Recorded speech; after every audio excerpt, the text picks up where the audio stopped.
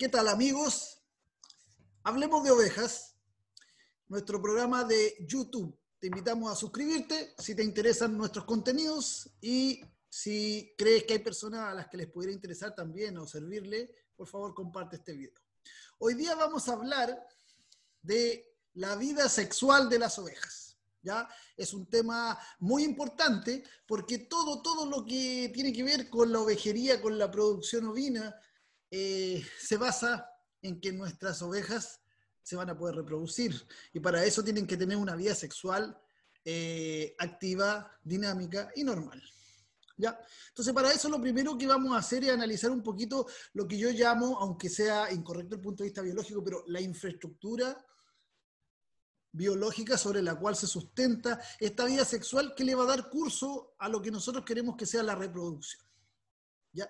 Entonces, lo primero que hay que tener claridad, ¿cierto?, es sobre esta estructura que tiene nuestra oveja, este dibujo, ¿cierto?, de un esquema de nuestra oveja. Si ustedes pueden ver, acá está la vulva de la oveja, ¿cierto? Por la vulva, ¿cierto?, va a ingresar el pene del carnero hacia este sector, ¿cierto? Este es el tubo vaginal, que tiene unos 10 centímetros de longitud, para que ustedes vean las dimensiones. Estamos hablando de dimensiones bastante reducidas, 10 centímetros de longitud. Después viene esta parte aquí que se ve un poco accidentada, que es el cervix, que tiene unos 6 centímetros de largo por aproximadamente 1 centímetro solamente de ancho. Y después vamos a pasar a esta zona acá donde está el útero, que es más grande, tiene 15 a 24 centímetros de largo, ¿cierto?, en esta longitud, y corresponde a esta estructura que nosotros vemos acá, donde están las trompas de falopio, ¿cierto?, y finalmente están aquí los ovarios. Y que este tubo que también vemos por dónde va a ingresar, el carnero va a ingresar su pene hasta esta zona de la vagina, va a depositar su semen acá y el semen va a tener que recorrer el cervix por aquí y va a tener que recorrer el útero por acá y correr por las trompas hasta llegar aquí a los ovarios. Y ese tubo del útero tiene también un ancho de 1 a 2 centímetros. ¿Ya? Esta es la estructura de nuestra oveja, que tiene que estar sana, que tiene que estar maduro, ¿cierto? Y es muy importante tomar nota de todo esto porque esta es la razón, las dimensiones de esta matriz ovina es uno de los aspectos que hace más compleja la inseminación artificial en las ovejas, ¿ya? La inseminación artificial en las ovejas tiene eficiencia un poco más baja que en los bovinos, ¿cierto? Y es más difícil, así que paciencia, porque nuestro veterinario, ¿cierto?, requiere mucho más entrenamiento y mucho más trabajo para poder hacer esta labor que a veces a nosotros nos parece que es cotidiana cuando la vemos en los bovinos. En segundo lugar, la vida sexual de nuestras ovejas depende también de química y actitud, pero a diferencia de los machos, aquí es mucho más importante la química que la actitud, ¿ya? En primer lugar, hay que decir que en los días largos en las ovejas, en las épocas del año donde hay días largos, llámese primavera y verano, no hay celo.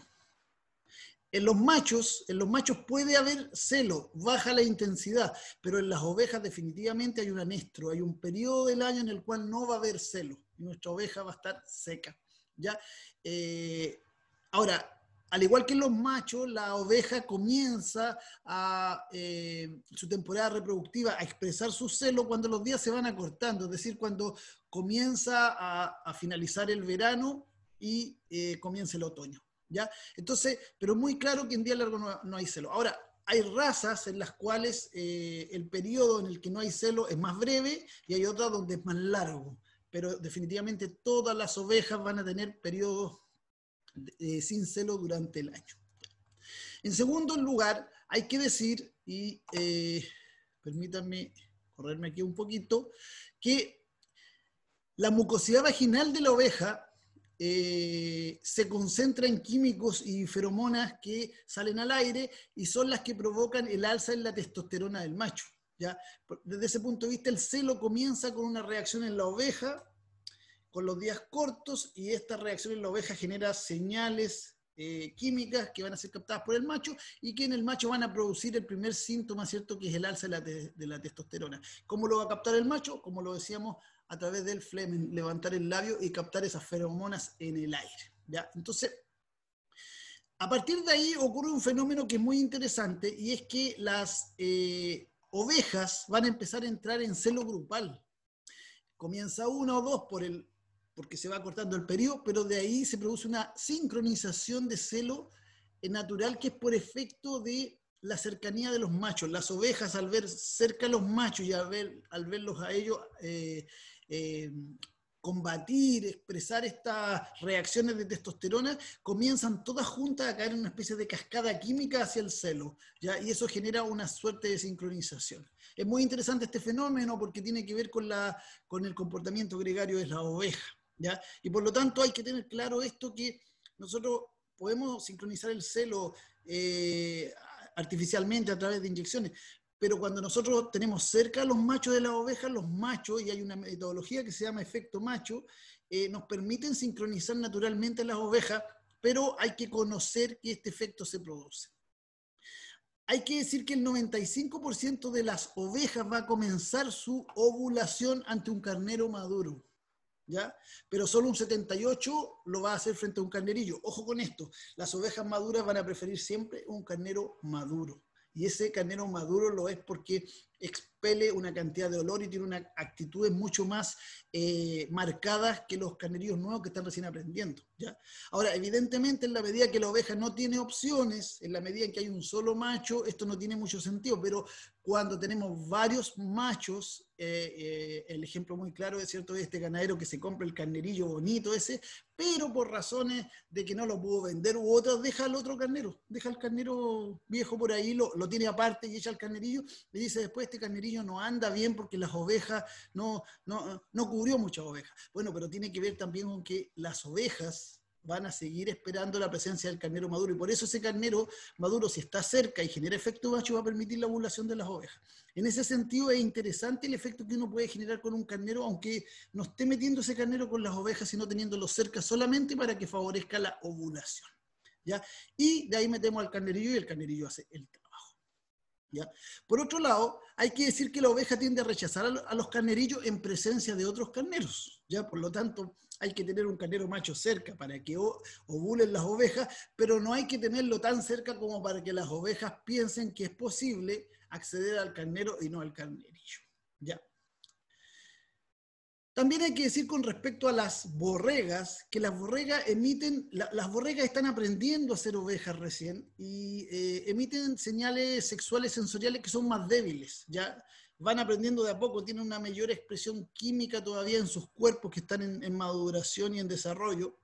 Y desde ese punto de vista, para los carneros es más difícil identificar el celo de las borregas, y las borregas tienden a ser menos montadas por eso, por los carneros.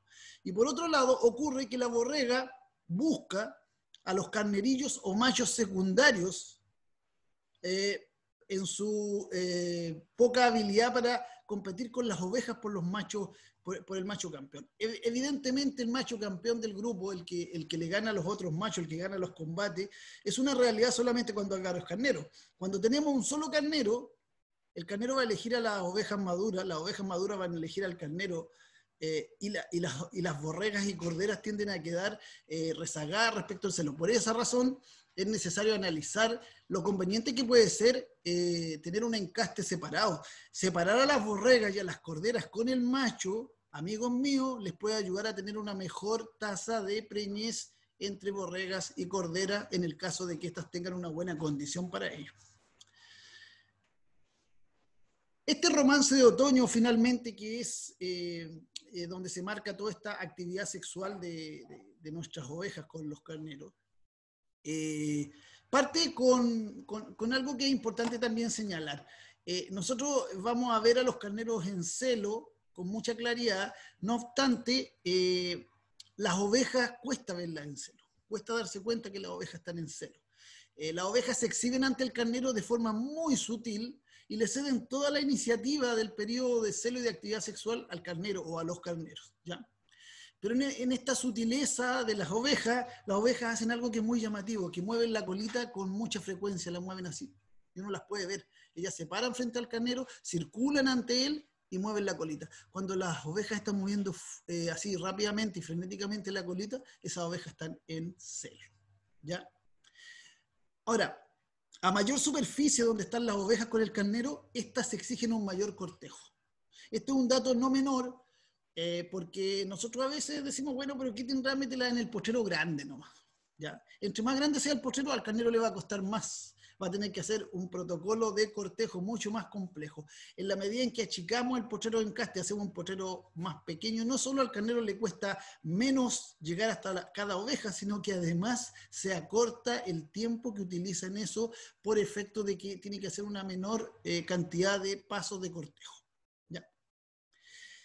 Ahora, el cortejo termina cuando se acerca el carnero por el lado, le hace con la patita a la oveja, ¿cierto? Si la oveja siente que está en un pic de ovulación, que está en un buen momento de celo, la oveja, cuando el carnero le posa la barbilla sobre la zona pélvica, la oveja se queda quieta. Si la oveja hace eso, entonces, amigo mío, se produce la cópula. Si la oveja se mueve después de eso, el carnero entiende que todavía no estamos en condiciones y la deja y sigue el cortejo, ¿ya? Este momento es muy importante porque ahí se produce la cópula, y la cópula es algo muy breve en los ovinos, ¿cierto? El carnero se sube, dura muy poco, el carnero se sube, penetra a la oveja y la oveja exhibe una fuerte contracción pélvica y se produce la eyaculación. ¿Ya? Entonces ocurre mucho, muchos productores que dicen, no, pues yo estuve mirando al carnero y no lo vi montar. La verdad, las cosas que hay que tener bastante atención para verlo montar, porque es algo muy rápido que ocurre en una vuelta de cabeza, que uno mira hacia otro lado, se da vuelta y el carnero ya pullo. ¿Ya? También decir con respecto a las hembras, que las hembras muy jóvenes, deslanadas o esquiladas, que están en mala condición corporal o que están recibiendo algún tipo de tratamiento que se traslada a sus mucosas, son menos atractivos para los carneros. Son menos atractivas y por lo tanto en un conjunto grande de hembras ellos no las van a elegir, las van a dejar para después y se puede pasar el celo de esas hembras y podríamos tener hembras secas producto de ignorar esto. Saber esto nos debería llevar a la idea de que deberíamos separar a las hembras jóvenes, a las hembras deslanadas, de mala condición o medicadas y ponerlas con el carnero aparte. Y de esa manera mejorar las tasas de preñez de nuestro rebaño. Hay que decir sobre esto que las hembras dedican entre medio día y un día al carnero.